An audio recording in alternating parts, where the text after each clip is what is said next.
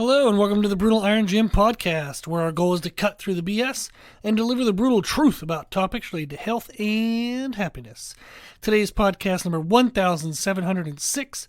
The topic is mindset, and the title is Understanding Frustration with and Hesitation Towards Trying New Things.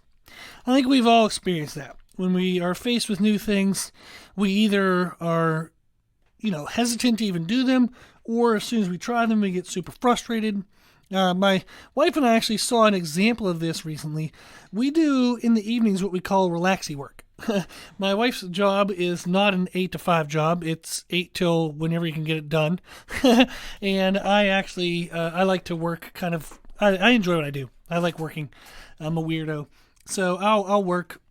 I don't have an 8 to 5, or either. So I guess it's 9 to 5, not 8 to 5. Shows how little I know about work hours. But her and I, what we do in the evenings is we often sit in our home office. We have a TV on for like some sound in the background. We chit-chat back and forth. We have desks that actually face each other. But we'll often be on our computers doing things. She's doing some work things. I'm doing some work things. We might be eating food or watching a show, just talking to each other, talking about how our day went, talking about our thoughts, maybe future plans, things that are coming up. And so it's just a nice time where we do relaxy work. We relax while we work. We were recently watching old seasons of Keeping Up with the Kardashians. So I was getting to learn all of the Kardashians. There's like 4 million of them. But it was interesting to see how chaotic their lives are, but yet how they manage all of that to increase their success. So it's very fun to see. One of the Kardashian sisters was dating or is married to, I'm not sure what the relationship is. I think they're married. Yeah, they're married. And she's married to a professional basketball player named Lamar Odom. I don't know if any of this stuff is currently up to date, but at least the episodes that we're watching, she's married to Lamar Odom. He was a basketball player for the Los Angeles Lakers, and I was aware of who he was from the Lakers championship seasons, like with Kobe Bryant and whatnot. But he's a very, very damn good athlete. But what was interesting was, in one of the episodes, he mentioned that he didn't know how to swim. So his wife, Chloe, and her brother, Rob, great name, they were trying to teach Lamar how to swim. As soon as this, concept came about in the conversation, I said, oh no, this won't go well.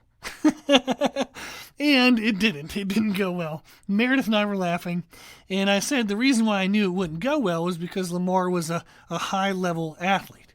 I was like, he's a professional athlete. This is not going to go well. And she laughed, and she said, well, wouldn't him being a professional athlete, a high-level athlete, wouldn't that make it better? Wouldn't that make it easier since he's very skilled, very athletic, high athletic ability? And I said, actually, most high-level athletes hate new things because they hate not being good at something. So he wasn't good at swimming, but he's been the best in the world at basketball. He will absolutely hate, with all of his internal being, he will absolutely hate not being good at something. Because what drives him is to be absolutely perfect at something. Now, the something is basketball that he wants to be perfect at. But he doesn't and no high-level athlete will not being good at anything, even if it has nothing to do with the thing that they are good at. So if you got Lamar to play chess and he wasn't good at chess, he would freak out and flip over the board. So all high-level athletes absolutely hate new things because they hate not being good at things. They hate the beginner phase. The higher the performer, the worse they respond to new things. Ironically, also, the worse the performer, the worse they respond to new things. They're frustrated about being not good at yet another damn thing. So it's like a bell curve. On both ends of the curve, on one end of the curve, you have incredibly low performance, very poor motor skills, just not really good at anything. On the other end, you have the people who are the best in the world at stuff. If you did a bell curve of how much they hate new things, like that, I guess it would be an inverse curve, but people on each end would hate it the most. People in the middle would hate it the least. Nobody really likes new things that they're not good at. But if you're horrible at everything you always do, you're going to hate to see yet another thing you can't do. And also, if you're great, absolutely great at something, and your whole goal in life is to be a perfectionist at that thing, you will hate not being good at anything because it just shows weakness. You're spending your entire life, if you're a high-level athlete, trying not to be weak at anything. So what's interesting is, for both of those groups, the downside is they tend to never try new things. This often leads that they will plateau and they will never improve. So if you want to continue to improve in life, if you want to continue to improve at your goals, you have to be okay with being not good at things for a period of time. When it comes to business, there's this phrase called the white belt mentality. It comes from like karate and jiu-jitsu and stuff. Is if you're a white belt, you literally wear a white belt, hence the name, and it means you're a beginner. Black belts, like we know, like black belts with karate, they're like the best. Now there's actually like levels of being black belt, but white belt, beginner, black belt is advanced, like kick ass. Literally, you can kick ass. Yeah. So white belt mentality, when it comes to business, is something I'll hear and you might hear. And it just means like you should always be learning. You should always be approaching things as if you're a beginner, as if you're new, you're open to new ideas, you're open to trying new things. That sounds wonderful. I mean, isn't that, what a great bumper sticker. But in reality, it feels horrible because you'll feel like you're never good at enough and that you never know enough.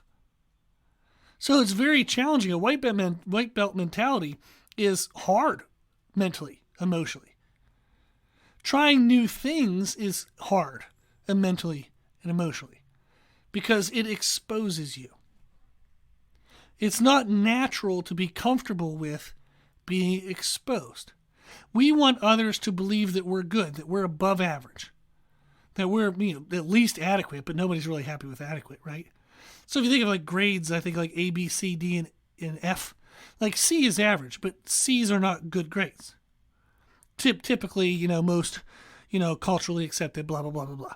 But that's an average grade, but that's not a good grade. People want to be above average. They want to be B's or A's or A pluses or, I don't know, people have over 4.0 GPA nowadays somehow. Whatever the math is that.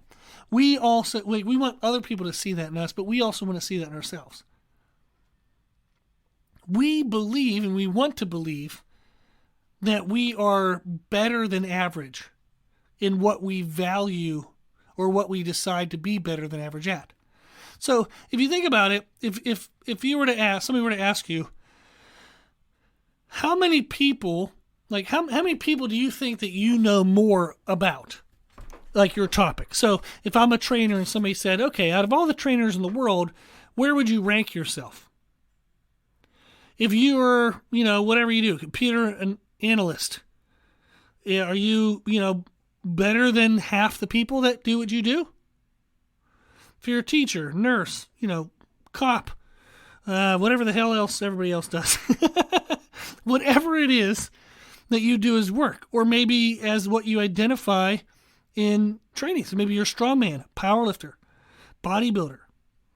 If you think about your capacity to be your best, do you think you're better than most people? If you were to ask, say 100 people, in theory, it should be 50-50. Half the people should realize that they don't know as much as the other half. If you ask 100 people, there are literally 49 people that know more than 49 other people. If I'm doing the math correct, there's like one poor soul in the middle that they're just the average. So there's half the people that are above the average and there's half the people below the average, right? But in reality, when you ask people that question, it's like 80-20. 80% of people believe they know more or are better than everyone else when in their like chosen topic. It's probably actually over 80%. It's kind of funny when you read through those kind of studies. But the majority of people If they're kind of humble and modest, they'll be like, well, I know I don't know everything, but they're still going to think they're over 50%. Most people think they're over 50%. We want to believe that we are good at what we do. So when we're challenged with not knowing, with being not good, with possibly being wrong, we subconsciously protect ourselves from those feelings. We defend, we argue, we fight back. I absolutely laugh, and I apologize if this offends anybody, but you won't think it's you, so it's okay. People tell me all the time how good what they're doing is when they come to see me. So if they come to see me because they need help with their food, they'll tell me how good what they're doing with their food is. Or if they're coming to help, like ask me to help them with their training, they're going to tell me how good what they're doing with their training is. It's hysterical. Because in my mind, I'm thinking, we wouldn't be talking if what you were doing was working. If what you were doing was working, why, like, you'd just be doing it and you'd be getting all the results you wanted. But if we're talking, it's because something's missing. So you can spend, if we're meeting for 30 minutes and you spend 25 minutes telling me everything you're doing, that's dumb because you spent 25 minutes telling me what you already know when you're here to learn more. You're here to learn what you don't know. The best thing you can do when you're trying to learn from someone else is to not talk. So when I go to clinics, when I go to, I've gone to a bunch of different things like certification seminars and clinics and all this stuff. I'm the quietest person in the room most often because I just want to kind of hear what other people know. I want to hear what they're talking about, even in the audience. I'm not, I'm also an introvert, so that kind of works out well. And therefore that's me thinking I'm better than most because it's naturally what I find convenient anyhow. So even I do this. But it's beneficial. There was a time when I was in a nutrition store. I'll save the names just because it's maybe not super positive, but I was in a nutrition store, supplement store. The owner knows even more than I do about supplements, and I know quite a bit about supplements. And then this lady was in there, and she asked me and the owner a question because we were talking to each other. And she's like, do you guys know about XYZ? I've been thinking this and da-da-da-da-da.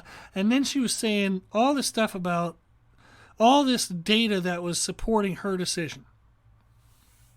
And I cut her off eventually, and I said, ma'am, out of the three of us, you know the least. Why are you talking the most? That was one of my grumpy days. Thankfully, the owner likes me, and he dealt with it okay, and he handled it well. But internally, I was just frustrated because this lady would not stop talking. And we are in the first 5 seconds, she asked her question, and then she spent 5 minutes defending her choices, and we couldn't get a word in. The owner tried to say something, she cut him off 3 times, and I just was fed up with it. And I'm like, if you are the dumbest person in the room, you should not be talking the most. Thankfully, I didn't say that, but I said the equivalent, basically. So it's challenging because we don't want to feel dumb. We don't want to feel wrong. We don't want to feel like we've wasted our time. So we defend, we argue, we fight back. We're hesitant to learning and trying new things, even if they could help us, because of what it means to us. It means that we've been wrong. It means we've been not good, not right. There's a lot of emotional kind of baggage with that, right? So how can we counter this? How can we ensure that we don't plateau? How can we ensure that we don't defend our failures? Well, recognize that if you're plateaued, you likely need to learn something new. You need to try something new. You need to be open to new. Maybe it's just in addition to what you're doing, or maybe you have to entirely redo what you're doing. Don't look at it as you being wrong or you being stupid. It's just you didn't know. You don't know what you don't know, therefore you can't be dumb for not knowing what you don't know. You just weren't exposed to it yet. If I haven't been exposed to something yet, and then somebody tells me, It's not that I'm dumb. I just didn't have the experience. Like I didn't encounter an experience that would have let me know that beforehand. What would be dumb is to not do the new thing when I can recognize that it's better because I feel dumb. Well, I don't want to be dumb for doing the dumb stuff, so I'm not going to do the new thing that works, and I'm going to keep doing the dumb stuff because I don't want to seem dumb. That's dumb. Ugh. It's helpful to understand that there's a beginner phase to anything new. If you want to learn the piano, if you have a new role at your work, at your job, if you're in a new relationship, there's a time when you're observing and testing. There's a time when everything is new. You have to accept that you have to go through that phase. You can't get around it. You can't avoid it. You have to go through that phase to get to the next phase. If you want to progress, if you want to be your best, you have to work through that beginner phase. And so does everyone else, and so did everyone else. It's normal, absolutely 100% unavoidable if you want to continue to improve.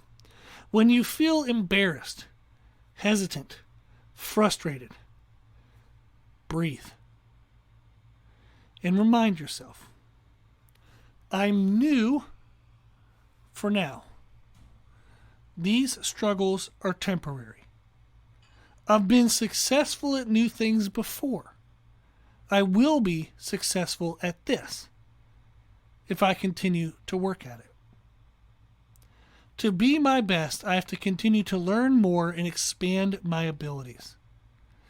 This, what I'm going through right now, what I feel embarrassed by, hesitant towards, frustrated with, is just a step in the right direction. So I encourage you, if you're feeling any of those emotions, to start the new thing, stay with the new thing, just freaking work it. Work through it. Remind yourself of all the times that you've encountered newness in your life and you crushed it. Absolutely crushed it. And now it seems like it's a new norm, right? It was new at once and now it's the norm. This too, what you're going through now, will do the same. Keep working, keep learning.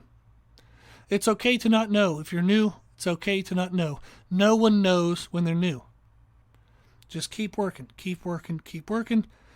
As you work through it, it'll make more sense and you'll be coming closer and closer and closer to your ultimate goal. Okay? If you have any questions, feedback, suggestions, anything you want to know, let me know on my email at brutalirongym@gmail.com. If you like our podcast, please share the podcast. If you like the podcast, please consider supporting the podcast, which you can do on our website at www.brutalirongym.com. If you like the information we share in our podcast, you can find more information from us on our social media channels. You can find us and please follow us on Instagram and YouTube under the name Brutal Iron Gym. As always, I hope this was helpful, and thank you for listening.